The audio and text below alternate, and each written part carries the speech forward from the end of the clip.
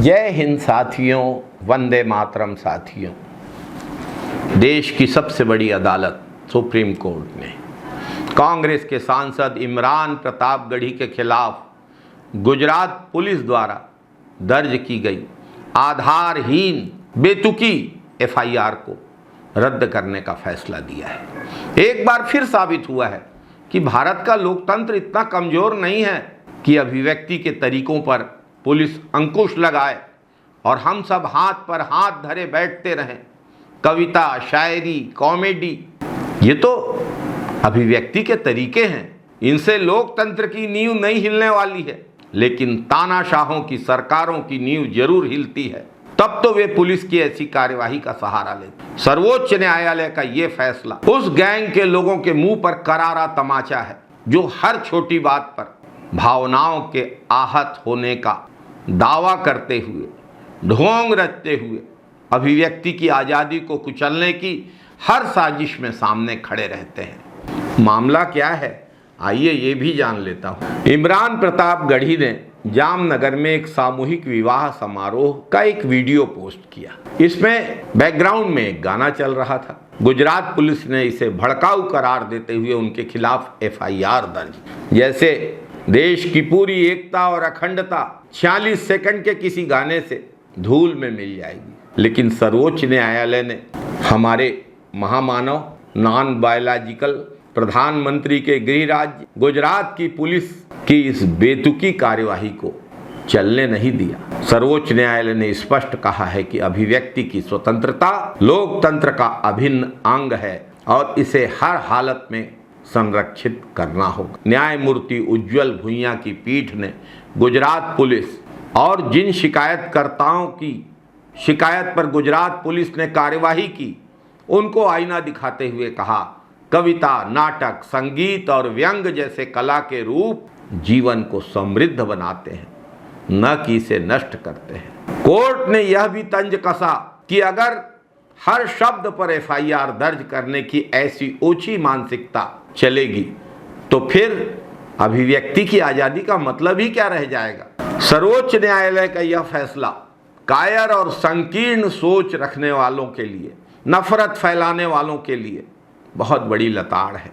ये नफरत फैलाने वाले लोग अपनी राजनीतिक मुहिम को आगे बढ़ाने के लिए, अपनी कुंठाओं के लिए, नफरत फैलाने वाले अपने एजेंडा के लिए ये सरकारी एजेंसियों का दुरुपयोग करने की कोशिश करते हैं और इन्हें सत्ताधीशों का संरक्षण प्राप्त है। इस फैसले से सिर्फ इमरान प्रतापगढ़ी को राहत नहीं मिली है, पूरे देश को राहत मिली है। देश के उन तमाम लोगों के लिए ये फैसला एक मिसाल है जो अपनी बात कहने से हिचकते थे। सर्वोच्च न्यायालय का यह फैसला उन ताकतों के लिए एक चेतावनी भी है जो कानून का दुरुपयोग करके सच्चाई की आवाज को दबाने की गंदी चाल चलते हैं।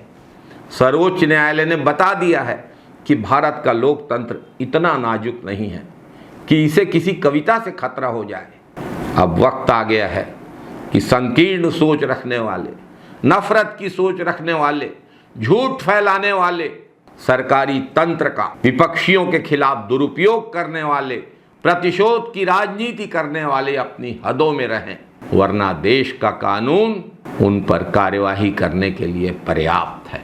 56 इंच का सीना इतना कमजोर कैसे हो जाता है कि वो एक कविता, एक सोशल मीडिया पोस्ट से घबरा जाता है। अपनी आलोचना से तो सिर्फ तानाशाह घबराते हैं। हिटलर भी इसी तरह अपनी आलोचनाओं से घबराया करता था। याद करिए, डॉक्टर मनमोहन सिंह की सरकार जिन शब्दों का प्रयोग, जिस स्तर की भाषा का प्रयोग वर्तमान सत्ताधीश किया करते थे, उससे बहुत कम स्वस्थ आलोचना मात्र से इनमें घबराहट छा जाती है। Stand up comedian Kunal Kamra ने एक कविता क्या सुना दी, भाजपा ही नहीं उसके सहयोगी दल भी कांपने लगे। उस स्टूडियो में तोड़ फोड़ कर दी जहां कुणाल कामरा ने वीडियो शूट किया था। कुणाल कामरा तो एक कॉमेडियन है, राहुल गांधी पर भी जोक्स मारते हैं, लेकिन लोकतंत्र है ये। लोकतंत्र के प्रहरी श्री राहुल गांधी और कांग्रेस पार्टी के लोग आलोचनाओं और जोक्स से घबराते नहीं हैं। भारत जोड़ो यात्रा में जब कुणाल कामरा आए थे तो राहुल गांधी जी उनका हाथ पकड़कर चल पड़े। यही फर्क है एक नेता और एक तानाशाह में। इस देश की लोकतांत्रिक परंपराओं को, गौरवशाली लोकतांत्रिक परंपराओं को गांधी और नेहरू ने अपनी आलोचनाओं को सुन सुन कर गढ़ा है, सहा है। यही लोकतंत्र की ताकत है। नेहरू तो यदि आलोचना नहीं होती थी तो स्वयं अपनी आलोचना में अखबारों में लेख लिखकर दिगर नामों से प्रकाशित करते थे ताकि आलोचना हो। एक बार पूर्व प्रधानमंत्री श्री अटल बिहारी वाजपेयी ने संसद में खूब भाषण दिया। बलरामपुर से सांसद निर्वाचित हुए थे वे। खूब सरकार की आलोचना की। शाम को किसी समारोह में मुलाकात हो गई। नेहरू जी अटल बिहारी वाजपेयी जी के पास पहुंचे और नेहरू जी ने कहा, आज तो आप बहुत अच्छा बोले, लेकिन लोकतंत्र का अपमान करने वाले, लोकतंत्र में विश्वास नहीं रखने वाले लोग इस बात को नहीं समझ सकते। हमने अपने महापुरुषों से, हमने अपने शिक्षकों से लोकतंत्र, संविधान, समानता, सत्य और अहिंसा को समझा और सीखा है। भाजपा के वैचारिक पूर्वज कौन थे जो आज भाजपाइयों को कविता से डर लगता है, व्यंग से डर लगता है, साहित्य से डर लगता है? उन्हीं घबराने वाले पूर्वजों ने स्वतंत्रता आंदोलन से दूरी बनाई थी और अंग्रेजों के साथ मित्रता निभाई थी। भाजपा और भाजपा की तरह अभिव्यक्ति की स्वतंत्रता पर हमला करने वाला हर दल, हर समूह, हर व्यक्ति समझ ले और ध्यान से सुन ले, ये महात्मा गांधी और डॉक्टर बाबा साहब भीमराव अंबेडकर का देश है। ये पंडित जवाहरलाल नेहरू, सरदार वल्लभ भाई पटेल और मौलाना आजाद का देश है। यहाँ संविधान सर्वोपरि था, है और रहेगा।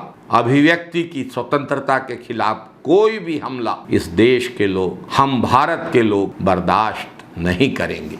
जय हिंद साथियों, वंदे मातरम साथियों।